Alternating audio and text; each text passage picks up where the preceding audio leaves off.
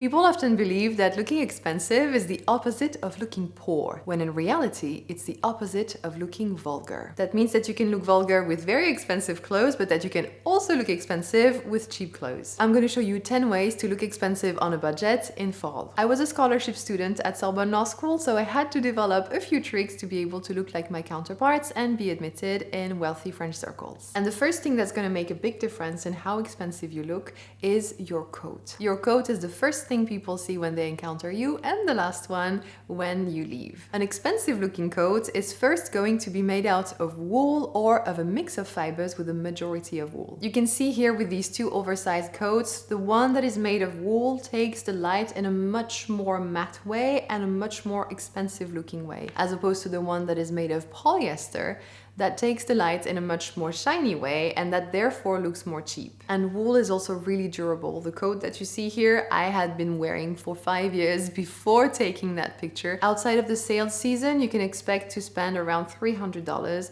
on a coat with a majority of wool mixed with some other fibers. These coats will already last you a long time, but if you want to invest in excellent quality, then $500 is more what you're looking at. To avoid paying such hefty prices, I always buy my coats during the sales season. And because expensive has a bit of that inaccessible, like posh vibe, the straighter the lines, the more expensive you're gonna look. So to recognize a structured coat, you're gonna be looking for first squared shoulders with the seams on the shoulders, a traditional collar with those 4 flips on the side. You're gonna be looking for a little pinch at the back of the coat when it's open, so behind the belt if there is a belt. If you don't have that little pinch in the back when you're going to close the belt of the coat, you're going to have a puffy effect. That's something that you might want if that's your style, but if you really want to have those very straight lines, it's important to find a coat that has this little pinch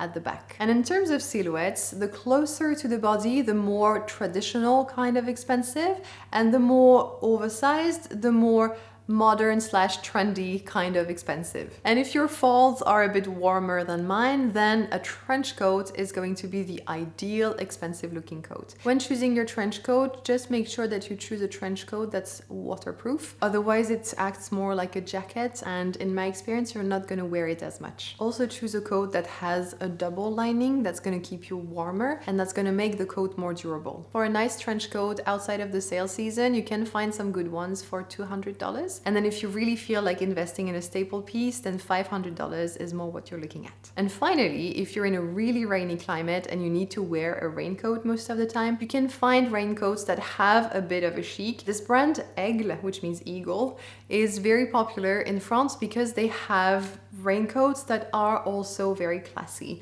and I believe they deliver to most of the world. The second thing that's going to make you look expensive AF without breaking the bank is a nice pair of shoes. If it aligns with your values, I really recommend getting some shoes in leather, because leather is an expensive looking material. It takes the light in a beautiful way and it has a lot of texture. The best type of expensive looking shoe for fall, in my opinion, is a boot.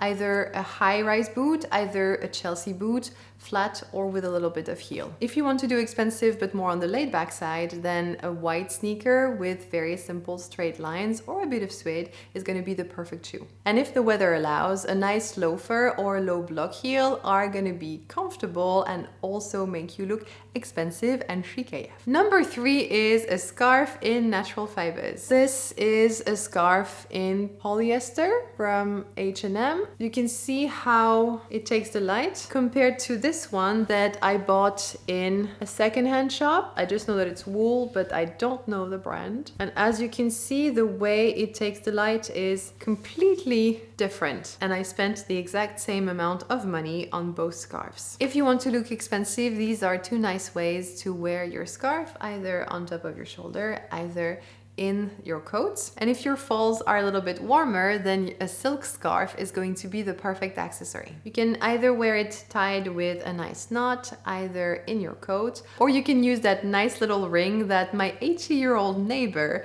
gifted to me the other day. And if it comes from an 80-year-old grandma, then it is classy. Number 4 is to wear earthy tones. It's absolutely not an obligation, but it's an easy, cozy hack to make sure that you always look expensive and put together. together. Muted colors look more expensive than bright colors. And that's because when you look at them, the emotions that they create are very centered and very zen, as opposed to bright colors that are very poppy, very joyful, which therefore are a bit less aligned with the whole vibe of the expensive looking woman. So if you like red, for example, wearing a burgundy or a cherry red is going to make you look more expensive than wearing a bright red. For fall specifically, I would just avoid these couple of pieces that have a cheap connotation. The first one is the flannel plaid kind of shirt. These ones have a bit of a timber man kind of connotation, and they are not aligned with an expensive looking outfit. If you love plaid, a tasteful way to wear it is either to wear it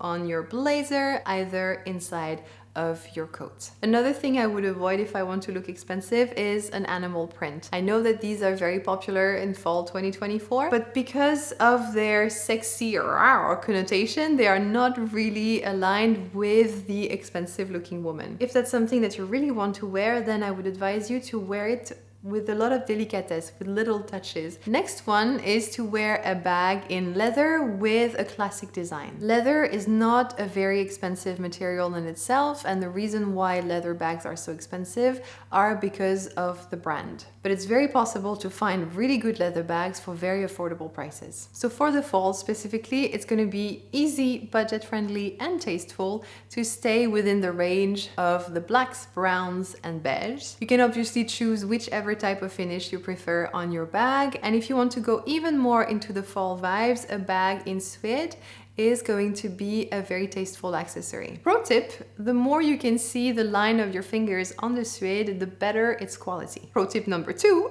avoid genuine leather, because contrary to its name, it's actually the least durable and the least resistant part of the hide. And if wearing leather is against your convictions, then I would really advise to choose plant-based leather rather than plastic-based leather, because it's going to look more expensive, it's going to be more supple, and it's going to be also better for the environment, because those leathers are made out of organic scraps as opposed to the ones in plastic that are made out of oil. And in terms of design, stick to straight lines because they look more expensive as opposed to soft lines that look a bit more laid back. And avoid a lot of logos and a lot of quilting and a lot of frass, a lot of buckles, because these are very busy as opposed to the ones that are more minimalistic, that convey more that zen vibe. So if you have a limited budget and you want to look expensive, minimalism is your go-to. Our 6th way to look expensive on a budget in fall is to wear minimalistic jewelry, because you can absolutely look expensive even if you can't afford precious metals or precious stones. Once again, a minimalistic design is going to look more polished and give more of a zen vibe, as opposed to something that's very busy, that's going to give more of a quirky, funny vibe. And to help you with your choice, here are some examples of timeless, expensive looking earrings. It's always better, however, to buy jewelry that's gonna last if you can afford it. When I was working in law firms, we were not allowed to wear jeans because they were considered not expensive looking enough to be shown to the client. On casual Friday, however, we were allowed to wear dark denim. It's true that a bright denim is going to not look as expensive as a black denim or a very navy blue one. So for the same price, you're going to look more expensive with black denim than light blue denim. Otherwise, a foolproof way to look expensive is to wear those traditional pleated pants. They usually come with an elastic at the waist, so they're actually quite comfortable. For those, really avoid polyester, because polyester shines and looks really cheap, as opposed to cotton or some sort of cotton blend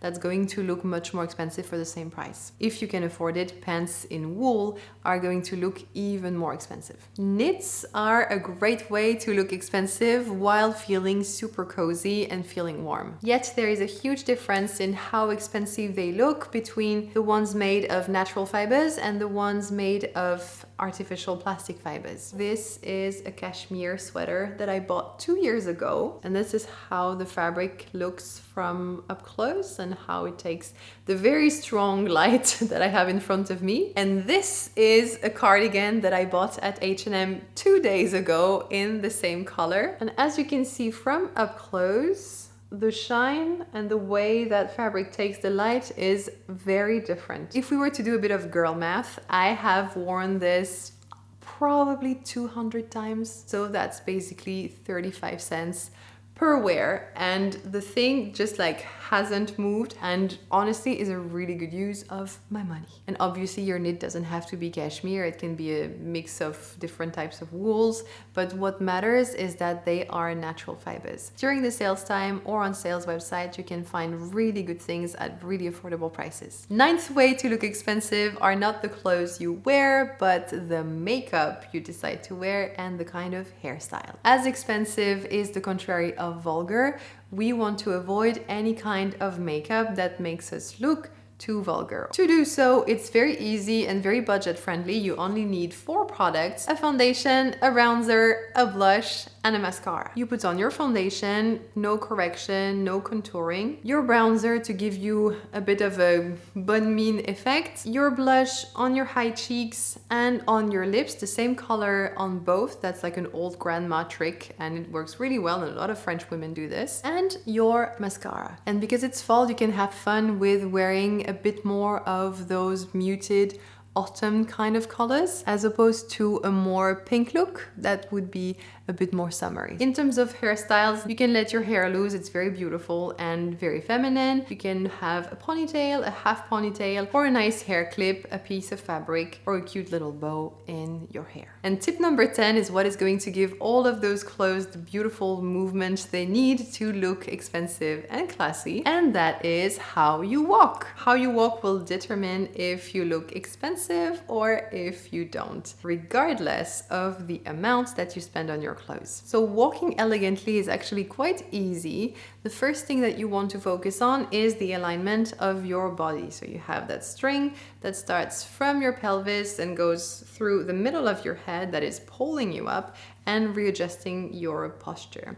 When you want to walk elegantly, you have to look in front of yourself, which can be a little bit scary, but that's what's going to make the whole difference. You can't really have that expensive girl energy if you're afraid of looking at people and people looking at you. And the second thing is to make sure that you put your heel on the ground first and then the tip of your toe, and that you push yourself with the tip of your toe to move forward. And if you're a bit shy like me and you don't really know what to do with your hands, then putting them in your pockets is going to just do the trick. You're just going to look expensive because it's a classy position. So thank you for spending this time with me. I hope you enjoyed this video. If you like that type of content, I invite you to subscribe to this channel. And as of me, I will see you very happily in the next one.